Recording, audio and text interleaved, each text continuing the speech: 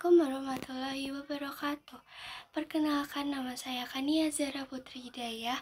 Saya dari SMK Negeri 1 Yogyakarta. Saya akan mempresentasikan materi yang bertemakan One Day, One Zero Rasulullah. Dahsyatnya iman. Abu Thalib memanggil Rasulullah dan berkata, "Muhammad, orang-orang Quraisy kembali datang kepadaku dan mengatakan, 'Wahai Abu Thalib, engkau adalah orang terhormat dan terpandang di kalangan kami. Oleh karena itu, kami meminta baik-baik kepadamu untuk menghentikan keponakanmu itu.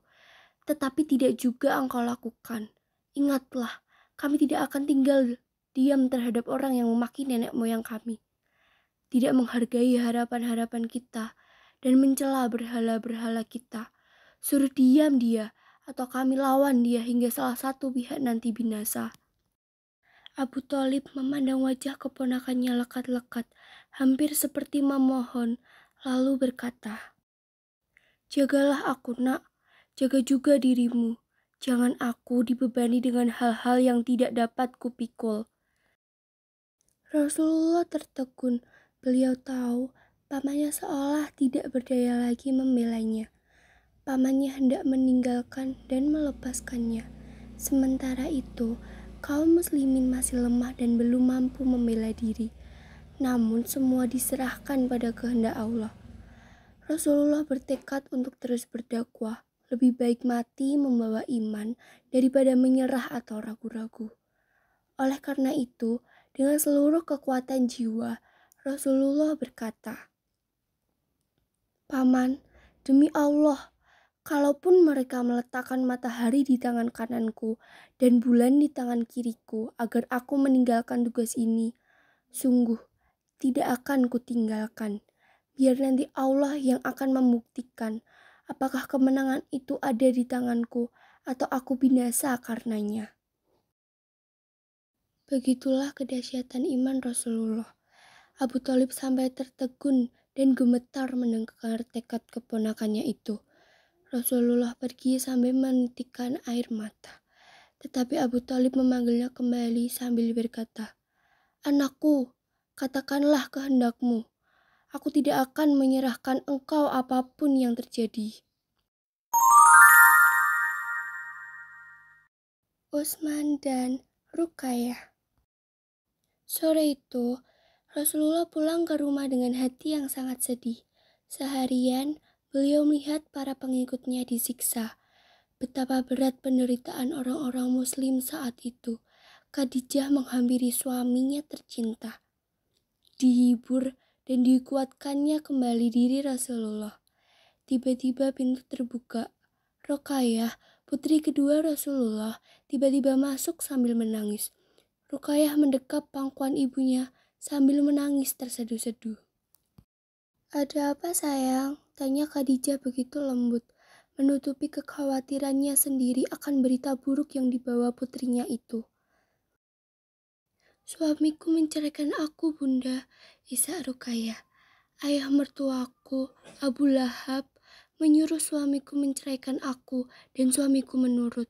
Ia dijanjikan akan dinikahkan kembali dengan putri bangsawan." Rasulullah dan Khadijah saling bertatap sedih.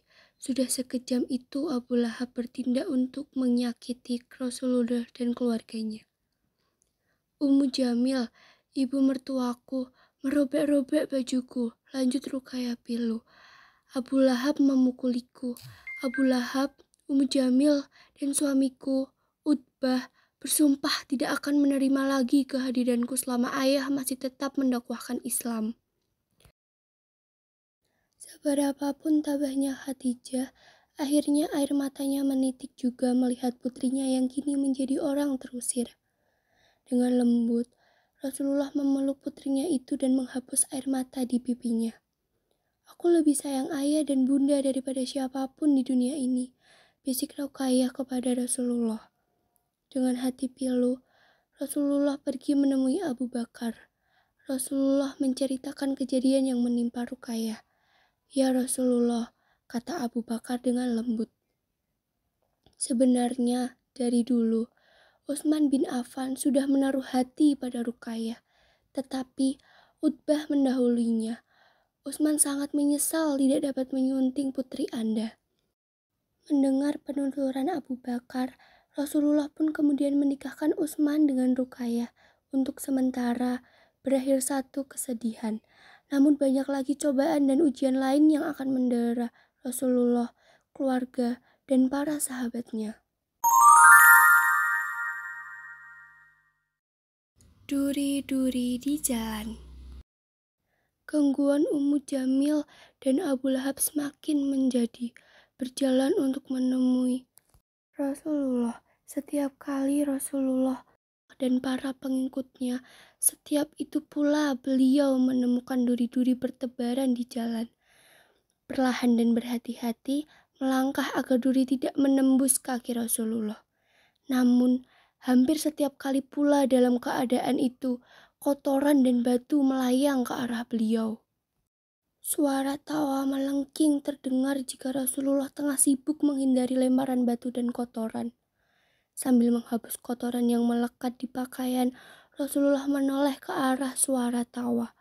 Ummu Jamil dan Abu Lahab kelihatan begitu menikmati penderitaan Rasulullah. Ummu Jamil berpakaian mencolok dan selalu menatap Rasulullah dengan tatapan menghina. "Lihat," langgeng Ummu Jamil, "inilah Muhammad, anak gembel yang berani membawa agama baru. Agama yang dikira dapat menyamakan kedudukan para bangsawan dan budak." Rasulullah tidak berkata apa-apa untuk membalas. Beliau hanya balik menatap dengan tatapan yang tajam. "Percuma kamu banyak berkata, istriku, telinganya sudah tuli," sembur Abu Lahab. "Hai para budak, lanjutkan kesenangan kalian." Seketika itu juga, budak-budak kuat bertubuh besar milik Abu Lahab dan Ummu Jamil kembali melempari Rasulullah dengan batu, kotoran, dan pasir.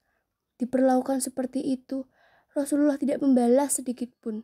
Beliau hanya menghindar, menahan sakit, serasa bersabar dan terus bersabar.